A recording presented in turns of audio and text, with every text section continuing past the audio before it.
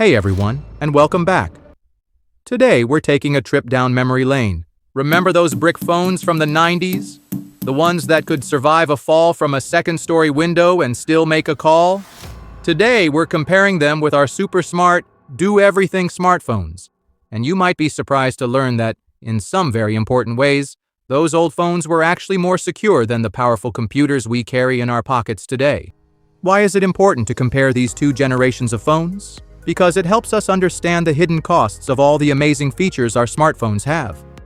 It should make us think twice about the information we share and the level of trust we place in these devices. Understanding why those simple phones were safer will give us a better sense of how to protect our complex smartphones today. In this video, we'll do a proper security comparison.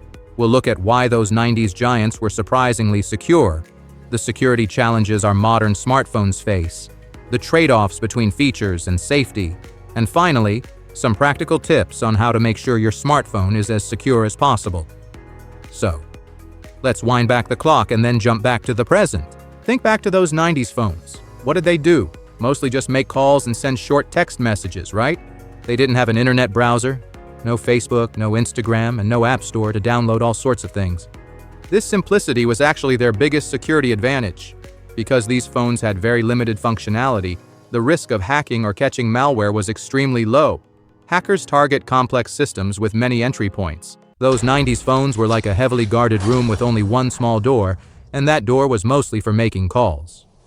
They didn't have sophisticated operating systems like Android or iOS that have millions of lines of code where vulnerabilities can hide.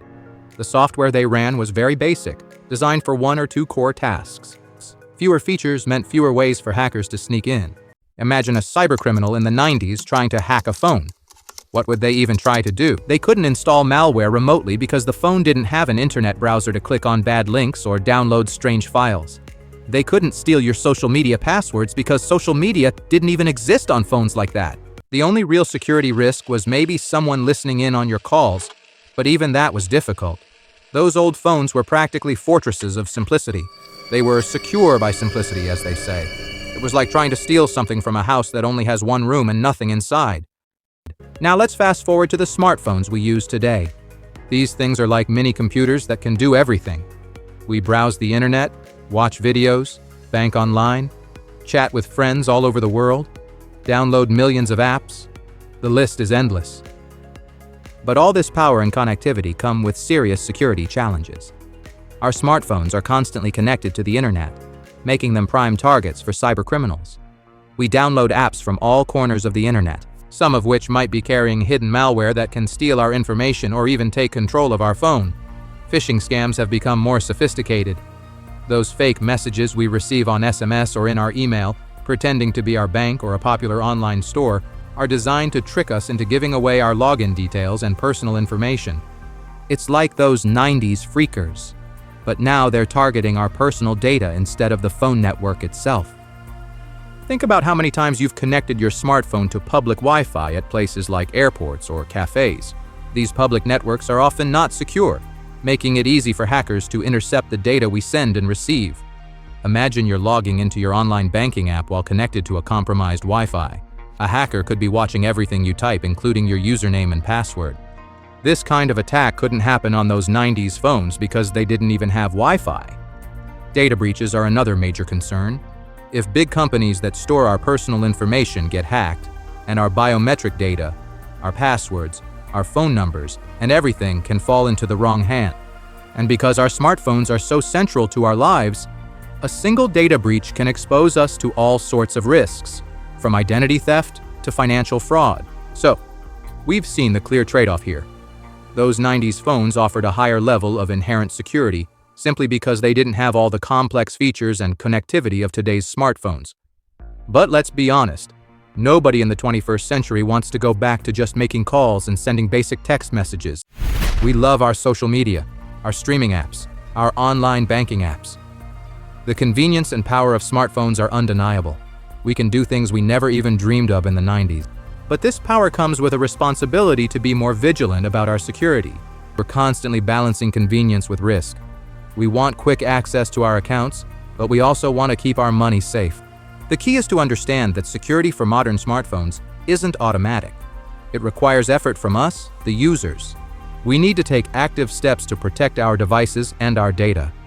Unlike those 90s phones where security was almost built in by their limitations, today's smartphones require us to be our own security guards.